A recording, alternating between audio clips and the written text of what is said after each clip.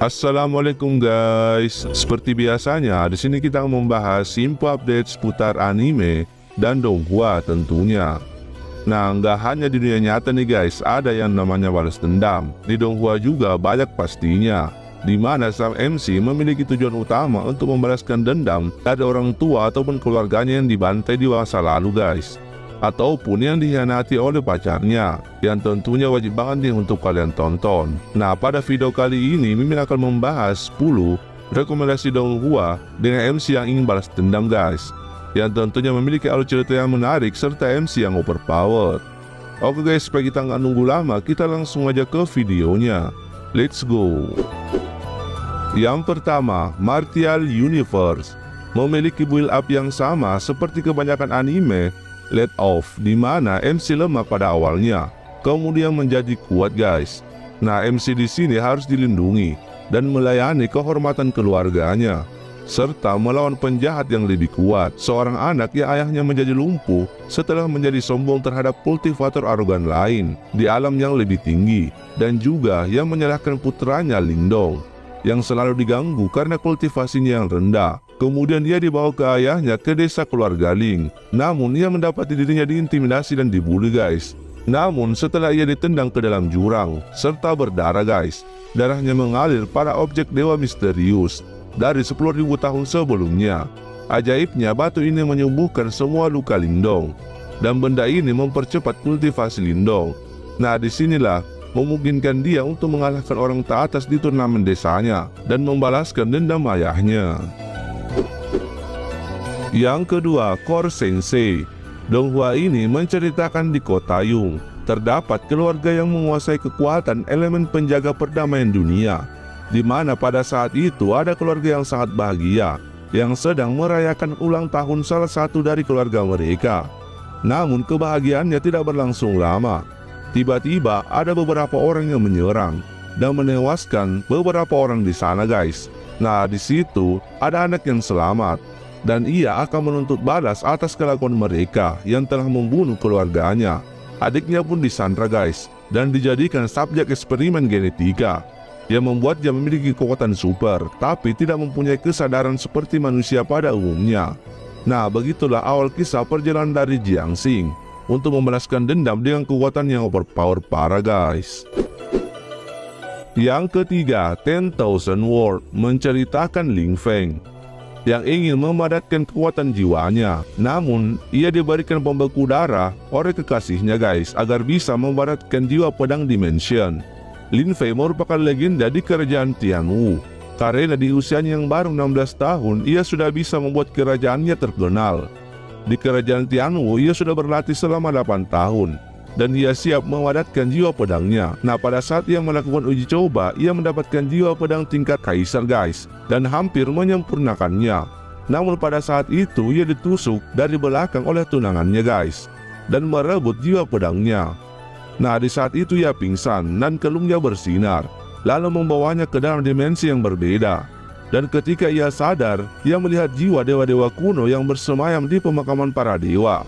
Disinilah awal ia mendapatkan kekuatan dewa dan semakin kuat untuk membalaskan dendamnya.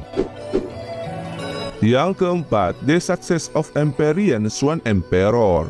Donghua ini menceritakan Wang Fang, pemilik Nen Heaven Profound Emperor Jue, yang berasal dari sena bela diri.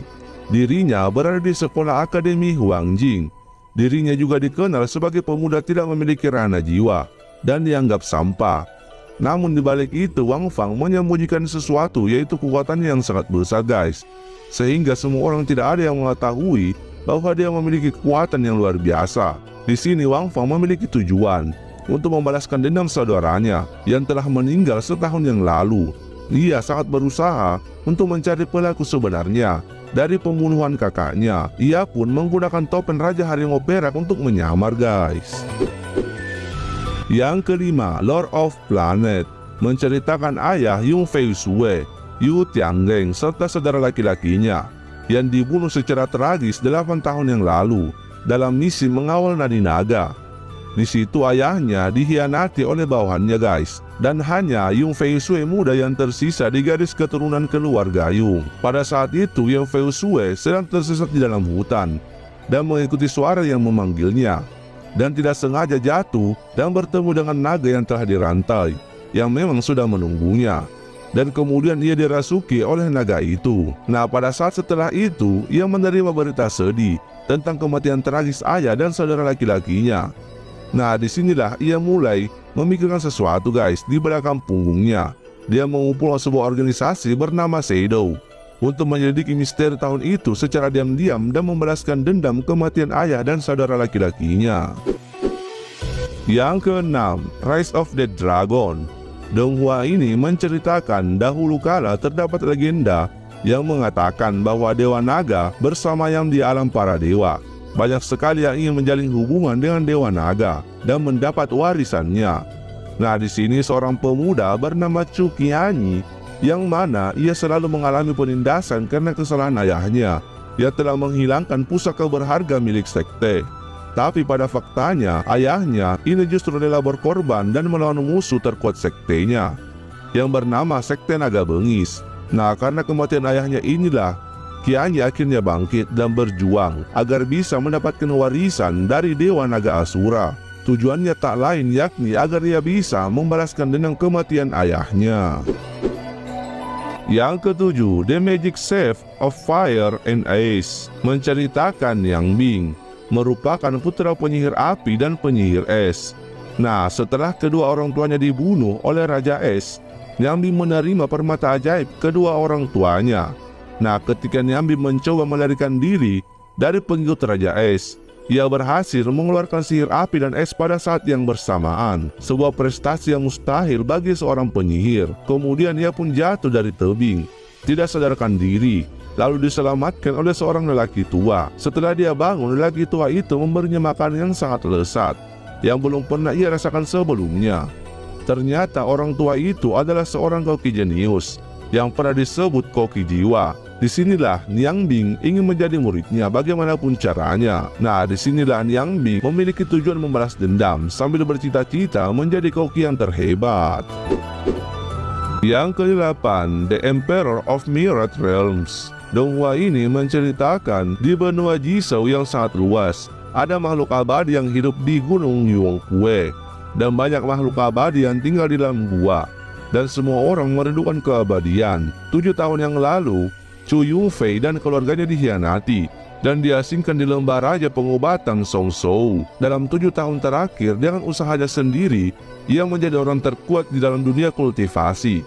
Setelah itu, ia kembali ke kampung halamannya untuk membalas dendam dan bersumpah untuk menemukan kebenaran tentang apa yang terjadi ketika 7 tahun yang lalu. Namun dalam prosesnya, ia berulang kali ditentang oleh banyak orang. Setelah penyelidikan yang sulit, ia terkejut bahwa orang di balik kejahatan itu sebenarnya adalah orang yang bertanggung jawab atas kekaisaran.